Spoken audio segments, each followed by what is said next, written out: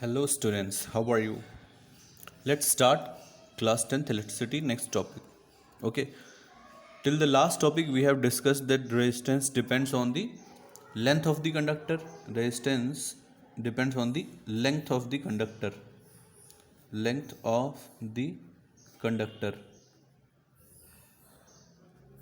L.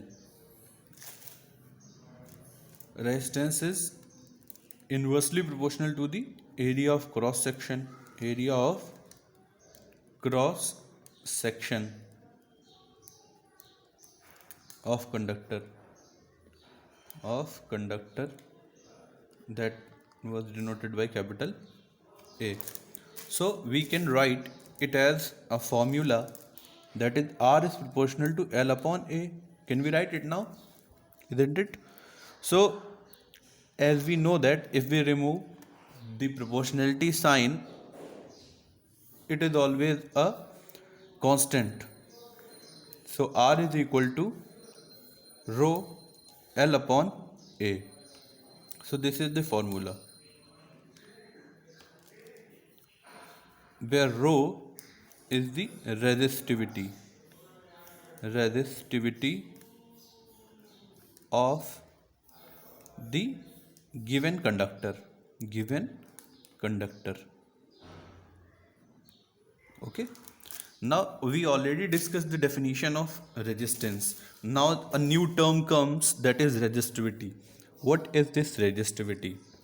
Resistivity is nothing, it is just a degree of resistance. Resistivity means degree of resistance, यानी कि कितना आप resistance कर सकते हो, आपके अंदर कितना रेजिस्टेंस करने की एबिलिटी है. ठीक है, जैसे कि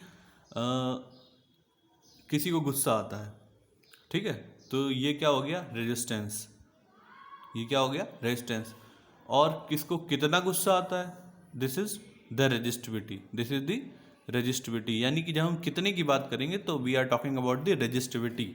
resistance is the general property. ठीक है, यानी कि ये तो सब में होनी ही होनी है. लेकिन रेजिस्टिविटी क्या बताती है, पर यूनिट एरिया में कितना रेजिस्टेंस होगा. जैसे समझते हैं इस बात को. let length of the conductor is 1 meter, area of the conductor is 1 meter square.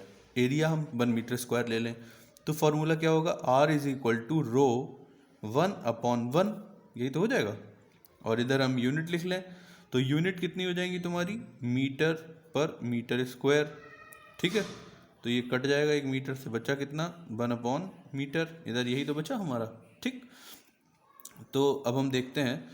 तो यहाँ पर जो हमारा एक तरीके से कह सकते हो रेजिस्टेंस आया, ठीक है, वो किसके बराबर आ गया है. अगर हम यूनिट को अभी छोड़ दें, अभी यूनिट की बात नहीं करते, रेजिस्टेंस जो है वो किसके बराबर आया, रेजिस्टिविटी के बराबर. किसके बराबर आया, रेजिस्टिविटी के. लेकिन कब, जब लेंथ ऑफ द कंडक्टर कितनी थी, 1 मीटर, और एरिया कितना लिया था हमने, 1 मीटर स्क्वायर. यानी कि अगर हम एक कंडक्टर ड्रॉ करें, यानी इस तरीके से एक कंडक्टर ड्रॉ कर लें, तो ये वाली लेंथ जो हमने ली थी, ये this one was 1 metre square. और ये वाली जो ये था हमारा ए, और ये जो हमने एल ली थी ये थी 1 मीटर. क्लियर, ये हमने ली हुई थी. ठीक है, तो ये हमारा फॉर्मूला है. तो इससे हमें क्या मालूम चला कि जब हम यूनिट लेंथ और यूनिट एरिया के लिए रेजिस्टेंस निकालते हैं तो वो किसके बराबर होता है, रेजिस्टिविटी के. तो इसकी वैल्यू क्या लिख सकते हैं, definition, resistivity is numerically equal to the resistance of a conductor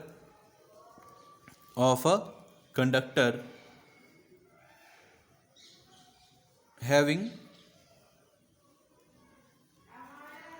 unit length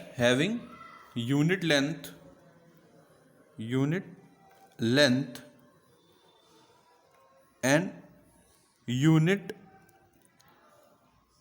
area of cross section.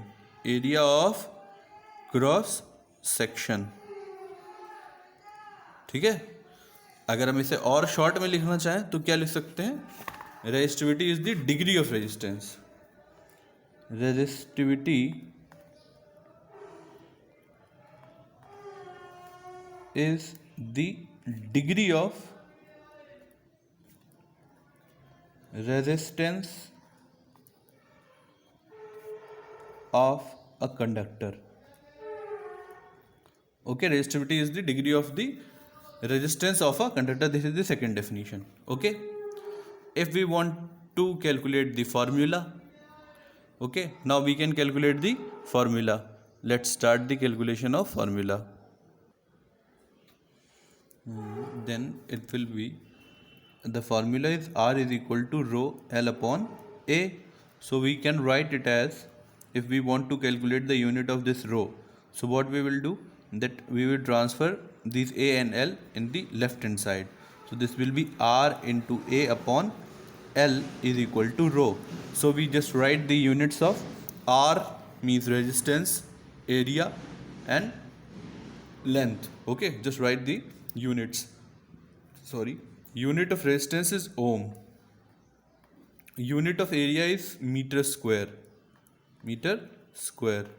and length is meter. Am I right? So this will be ohm meter. Unit of resistivity is ohm meter. You can write it as ohm meter. Clear? Ohm meter. And doubt? This is the unit of resistivity.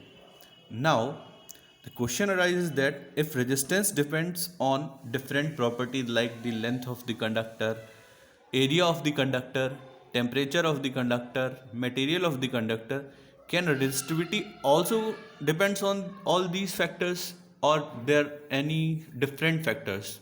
क्या दूसरे factors हैं जिन पे depend करता है? सो अगर हम ध्यान से देखें तो रेजिस्टेंस जो होता है उसका जो फॉर्मूला होता है उसमें हमारा क्या आता है, एरिया, लेंथ, ये सारी चीज़ें हैं, ठीक है। तो ये सारी चीज़ों पे फैक्टर कर रहा है, ये अफेक्ट कर रही है। लेकिन रेजिस्टिविटी हमने पर यूनिट एरिया और लेंथ में निकाली हुई है, ठीक है, पर यूनिट एरिया और लेंथ में निकालिए ना। तो ये तो हमेशा पर यूनिट एरिया ही होगी, चाहे कोई भी मटेरियल ले लिया जाए, है ना, ये तो पर यूनिट एरिया ही होगी। लेकिन रेजिस्टेंस क्या होगा, एरिया बढ़ेगा तो रेजिस्टेंस बढ़ेगा, एरिया घटेगा तो रेजिस्टेंस घटेगा। लेकिन रेजिस्टिविटी तो हमेशा पर यूनिट लेंथ के लिए होगी, पर यूनिट एरिया के लिए होगी, चाहे कोई मेटल ले लो, है ना। तो रेजिस्टेंस और रेजिस्टिविटी में क्या अंतर है कि रेजिस्टिविटी पर यूनिट एरिया के लिए निकाली जाती है, तो वो हमेशा सेम रहती है, वो कभी भी बदलने वाली नहीं। तो बचे हुए जो दो फैक्टर हैं, टेम्परेचर और मटेरियल, ये ही ऐसे फैक्टर हैं जो क्या करेंगे, रेजिस्टिविटी को अफेक्ट करेंगे। तो यहाँ पर हेडिंग डाल लें, factors affecting the resistivity of a conductor. So only two factors are there. One is material of conductor, अब मटेरियल ऑफ कंडक्टर कैसे करता है? अब जाहिर सी बात है, देखो जो इंसुलेटर होगी उसकी रेजिस्टिविटी कैसी होगी, सबसे ज़्यादा होगी ना, क्योंकि वो पर यूनिट एरिया में सबसे ज़्यादा रेजिस्टेंस क्रिएट करेगा ना। तो ये जो मटेरियल होगा, जितना ज़्यादा रेजिस्टिविटी होगी उतना ही ज़्यादा इंसुलेटर होगा, उतना ही ज़्यादा क्या होगा, इंसुलेटर होगा। यानी कि हम कह सकते हैं कि रेजिस्टिविटी जो होगी इंसुलेटर्स सबसे ज़्यादा होगी, उससे कम किसकी होगी, एलॉयज़ की। अभी हम लोग डिस्कस करेंगे एलॉय क्या होते हैं। उससे कम होगी सेमीकंडक्टर्स की, किसकी, सेमीकंडक्टर, और उससे कम कंडक्टर्स, किसकी, कंडक्टर्स की। तो ये बात ध्यान रखनी है कि रेजिस्टिविटी सबसे ज़्यादा किसकी होती है, इंसुलेटर्स की, क्योंकि सबसे ज़्यादा रेजिस्टेंस तो वही क्रिएट करते हैं, ठीक है। और दूसरी बात, अगर हम मटेरियल की बात कर रहे हैं तो हम क्या कर रहे हैं, जो इम्प्योरिटी होती है ये रेजिस्टिविटी को इंक्रीज करती है, ये बात ध्यान रखने वाली है। If we add impurity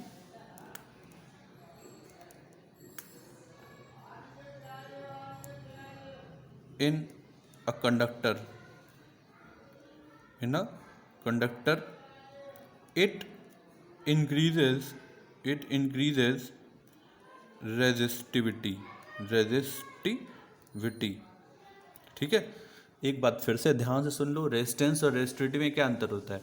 resistance एक जनरल प्रॉपर्टी है, मतलब कि इलेक्ट्रॉन्स की वजह से, कोलिजन्स की वजह से जो हिंड्रेंस क्रिएट होता है, that is resistance.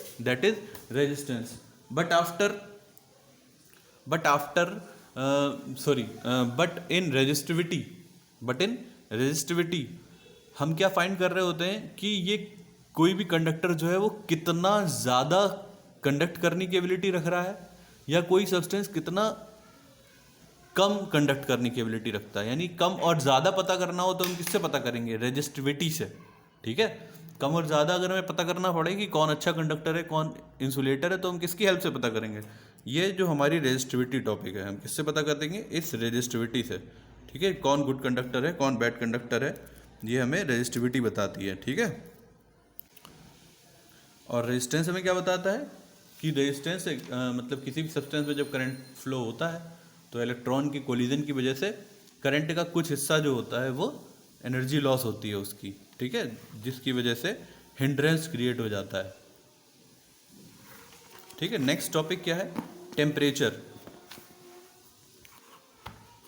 Temperature second हमारा पॉइंट क्या है, temperature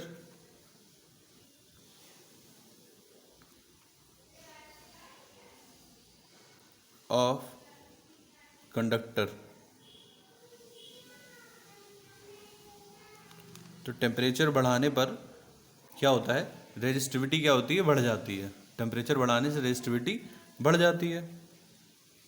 on increasing temperature resistivity increases. Okay, resistivity increase हो जाती है। यहाँ तक कोई डाउट? अब टॉपिक को आगे बढ़ाने से पहले हम लोग एलॉयस के बारे में थोड़ा समझ लेते हैं, क्योंकि ये बहुत इंपॉर्टेंट टॉपिक होने वाला है आपके लिए। ठीक है, एलॉयस क्या होते हैं, mixture of metal and metal mainly. ठीक है, mainly mixture of metal and metal. Okay, example अगर हम देखें तो जैसे बात करें, एक एग्जाम्पल ले लेते हैं सबसे पहले हम मैंगनीन का। मैंगनीन, ठीक है, ये एक एलॉय होता है मैंगनीन। इसमें क्या क्या होता है, कॉपर होती है, ठीक है, और क्या होता है, मैग्नीज होती है, मैग्नीज, और क्या होता है इसमें, निकिल। इतनी चीज़ें होती हैं। ऐसे ही एक हमारा जो बड़ा फेमस सा एलॉय होता है नाइक्रोम, आपने पढ़ा होगा नाइक्रोम। तो जो नाइक्रोम होता है, nichrome wire, it is made up of nickel plus iron plus chromium, nickel plus iron plus chromium. ऐसे ही एक और होगा जो आपको नया पढ़ने को मिलेगा, कॉन्स्टेंटिन। ठीक है, ये एक भी एक अलॉय होता है। ये किसके से मिलकर बनता है, कॉपर, ठीक है, and nickel, copper and nickel. ये हमारे तीन होते हैं। ऐसे ही हमारा क्या होता है, ये तो हमारे अलॉय हो गए। एक होता है फ्यूज़, इलेक्ट्रिक फ्यूज़। ये भी जनरली हम वैसे तो घर पे कॉपर वायर का बना लेते हैं, लेकिन एक्चुअली ये एक एलॉय होता है। एक्चुअली एक जो ये हमारा जो फ्यूज़ वायर होता है, इट इज़ एन एलॉय। ये एलॉय काहे का बना होता है, टिन यानी SN, टिन को कहते हैं SN, this is SN plus lead PB। ठीक है, इनके बने हुए होते हैं ये एलॉय। ठीक है, ऐसे ही जब हमें बहुत सारे एलॉय चाहिए होते हैं, आगे चल के आपको पढ़ने को मिलेगा कि जो सब जितने भी एलॉय होते हैं, बहुत ध्यान से सुनिएगा जो मैं बात बता रहा हूँ, क्योंकि अभी सुन लीजिए, इससे ज़्यादा आप अभी उसको समझ नहीं पाओगे, ठीक है। केवल ध्यान से सुन लो। जितने भी एलॉय होते हैं, ठीक है, ये एलॉय टेम्परेचर बढ़ने के साथ इनकी जो रेजिस्टिविटी है, ठीक है, इनके बढ़ने का जो रेशियो होता है ये डिफरेंट होता है। यानी कि ये कैसे बढ़ेगी, ये अलग होती है। यानी कि जैसे अगर बात करो कि जो मेटल हैं, अगर आप इन्हें गर्म करते जाओ, ठीक है, तो इनकी रेजिस्टिविटी बढ़ जाती है, बढ़ती है ना, हम पहले ही पढ़ चुके हैं। लेकिन जो हमारे एलॉय होते हैं, ठीक है, एलॉय में ये जो इफ़ेक्ट होता है, यानी टेम्परेचर बढ़ने की जो स्पीड है वो धीमी होती है। अगर आप मेटल में टेम्परेचर बढ़ने की स्पीड की बात करो कि 1 सेकंड में कितना टेम्परेचर बढ़ जाएगा, ठीक है, तो जल्दी किस में बढ़ेगा, मेटल में। देर में किस में बढ़ेगा, एलॉय में। ये हम यहाँ पर रेजिस्टिविटी को नहीं समझ रहे हैं एक्चुअली। एक और हमारा फैक्टर होता है जिसे हम कहते हैं coefficient of resistivity, temperature coefficient. यानी रेजिस्टिविटी टेम्परेचर के साथ कैसे बढ़ती है, ठीक है। तो उसका फार्मूला अगर आप जैसे याद रखना चाहो तो याद रख सकते हो, ये आपके सिलेबस में नहीं है, लेकिन अगर आप समझना चाहो फिर भी समझ सकते हो। तो जो रेजिस्टिविटी होती है उसका फार्मूला होता है रेजिस्टेंस एट, ये रेजिस्टेंस के लिए, फार्मूला काहे के लिए है, रेजिस्टेंस के लिए, किसी भी टेम्परेचर के resistance temperature coefficient, temperature coefficient, okay. ये आर टी किसके बराबर होता है, R not plus R not alpha T, ठीक है। इसका मतलब इसे और सिंप्लीफाई कर लो तो ये हो जाएगा R T is equal to R not 1 + alpha T. Alpha क्या होता है, टेम्परेचर रेजिस्टिविटी कांस्टेंट, ये coefficient, temperature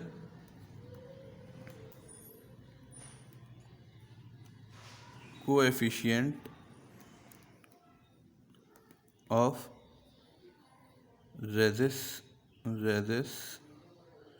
resistance, okay. Temperature coefficient of resistance होता है। ऐसे ही आप रेजिस्टेंस के ही बिल्कुल पैरेलल रेजिस्टिविटी के लिए निकाल लो। तो रेजिस्टिविटी के लिए होगा rho T is equal to rho not 1 + alpha T. इसका मतलब क्या होता है, देखो, जो ये हमारा टी टाइम बाद, ठीक है, रो टी का मतलब क्या है, रेजिस्टिविटी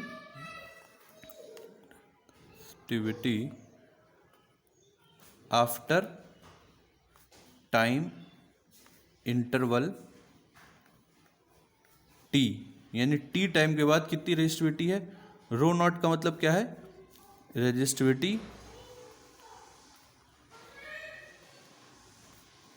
इन इनिशियल कंडीशन, यानी शुरुआत में टेम्परेचर बढ़ने से पहले क्या रेजिस्टिविटी रही है। जिसे समझना हो समझ सकता है, कोई ज़रूरी नहीं है आप समझें, लेकिन एलॉय की फंक्शनिंग अगर आपको समझनी है अच्छे से तो आपको ये कॉन्सेप्ट थोड़ा पता हो तो ज़्यादा अच्छा रहेगा। तो ये फार्मूला में क्या बताता है, फार्मूला में बताता है कि टी टाइम बाद रेजिस्टिविटी किसके बराबर होती है, इस फार्मूले के बराबर। टी टाइम टेम्परेचर, अल्फ़ा क्या होता है, कोफिशिएंट। यानी ये हमें बताता है कि अगर रेजिस्टिविटी टेम्परेचर बढ़ेगा तो रेजिस्टिविटी का कोफिशिएंट घट रहा होगा, अगर टेम्परेचर बढ़ रहा होगा, क्योंकि हमने रिलेशन तुम्हें बताया था कल, याद होगा, V = IR में हमने बताया था आई घटता है तो R बढ़ता है, अगर आई बढ़ता है तो R घटता है, हमने बताया था ऐसे ही। तो अगर हम टाइम के अकॉर्डिंग रेजिस्टिविटी का रिलेशन निकालेंगे तो टाइम बढ़ने पर ये जो कोफिशिएंट है ये घटेगा, घटेगा ना। तो जो एलॉयज़ होते हैं, एलॉयज़ में ये जो कोफिशिएंट होता है ये कम बढ़ता है कंपैरेटिवली। आप यहाँ पे लिख सकते हो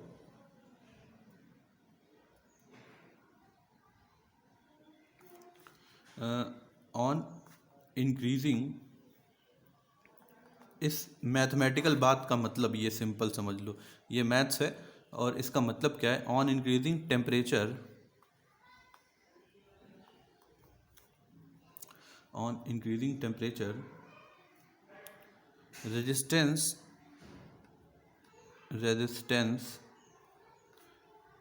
and resistivity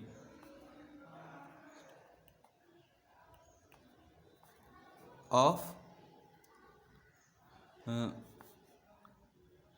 alloys increases with less rate with time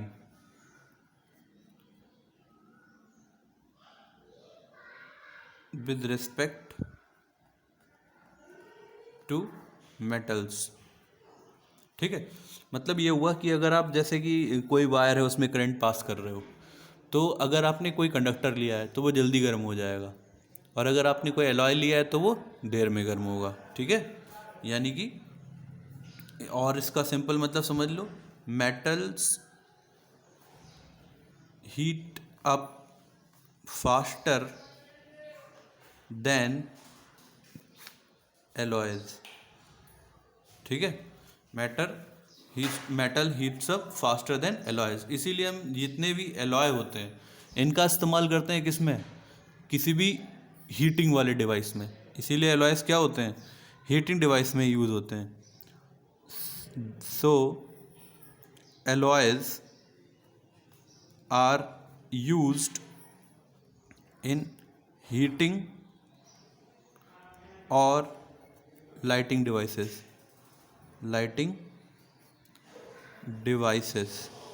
जैसे नाइक्रोम वायर किस में यूज़ होता है, हीटर में होता है। नाइक्रोम वायर कहाँ यूज़ होता है, हीटर में। टंगस्टन कहाँ यूज़ होता है, टंगस्टन इलेक्ट्रिक बल्ब में होता है, इलेक्ट्रिक बल्ब में। और ये हीटर में ही नहीं यूज़ होता है, इलेक्ट्रिक आयरन में भी यूज़ होता है, इलेक्ट्रिक आयरन में भी यूज़ होता है, टोस्टर में भी यूज़ होता है। तो जितने हीटिंग डिवाइस हैं ये इनमें यूज़ करते हैं। अब जैसे इसकी वजह से क्या होता है, जब ये थोड़ा देर में गर्म होते हैं तो पिघलेंगे भी नहीं जल्दी, यही तो होगा। अगर ये गर्म जल्दी होंगे तो ये पिघलेंगे नहीं जल्दी, यानी इनका मेल्टिंग पॉइंट क्या हो जाता है, इस वजह से हाई हो जाता है। तो ये बात भी हम समझ सकते हैं। Alloys have high melting point then metals. Alloys की जो रेजिस्टिविटी होती है वो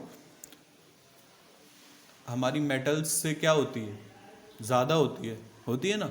एलॉयज की रेजिस्टिविटी मेटल्स से ज़्यादा होती है, लेकिन इसी रेजिस्टिविटी के अंदर एक और फैक्टर होता है जिसको हमें बहुत ध्यान से समझना होता है, जिसे हम क्या कहते हैं, टेम्परेचर कॉफिशिएंट। यानी टेम्परेचर बढ़ने पर एलॉयज में टेम्परेचर बढ़ेगा कितनी रेट से, कितनी जल्दी गर्म हो जाएगा कोई। ठीक है, अब जैसे अगर आप कॉपर वायर लगा लो, जैसे आपने एग्जाम्पल के तौर पे देख लो कि जो हीटर होता है उसमें दो वायर यूज़ होते हैं। एक वायर क्या होता है, कॉपर का वायर जो हीटर को कनेक्ट करता है हमारे स्विच बोर्ड से, और दूसरा होता है नाइक्रोम का वायर जो कॉपर वायर से ही लगा होता है ना। अगर आप उस नाइक्रोम वायर की जगह कॉपर का वायर यूज़ करो तो क्या होगा, वो तो बहुत जल्दी जल जाएगा, एकदम हवा में क्या होगा, फ्यूज़ हो जाएगा। नाइक्रोम का वायर फ्यूज़ नहीं होता जल्दी, क्यों नहीं होता, क्योंकि उसका मेल्टिंग पॉइंट बहुत हाई है। वो बहुत ज़्यादा टेम्परेचर पे, कहीं जब बहुत हाई टेम्परेचर, यानी अगर आप बात करो कहीं लगभग 3300-3400 केल्विन टेम्परेचर तक पहुँचो, तब जाके कहीं टंगस्टन या नाइक्रोम जैसे वायर जो होते हैं इतने केल्विन 3000 केल्विन टेम्परेचर तक पहुँचने पे कहीं ये क्या होते हैं, ये बर्न होना शुरू होते हैं, जलना शुरू होते हैं, फ्यूज होना शुरू होते हैं। ठीक है, तो ये बातें आप बहुत ध्यान से समझ लें, रेजिस्टिविटी से लेकर जुड़ी हुई थी, मैंने आपको बताई। अब कल हम लोग जो पढ़ेंगे अगला topic, that will be conductance. ये हमारा अगला टॉपिक क्या होगा, कंडक्टेंस। वैसे मैं सारी बातें आपको भेज चुका हूँ पहले ही, लेकिन इन बातों को डीपली समझने में it will take lot of time. तो हम धीरे धीरे ये सारे टॉपिक समझा रहे हैं। ठीक है, तो आप इन्हें नोट कर लें। कल हम लोग आगे बढ़ेंगे टॉपिक कंडक्टेंस पर। किस पर, conductance. For till then, good day.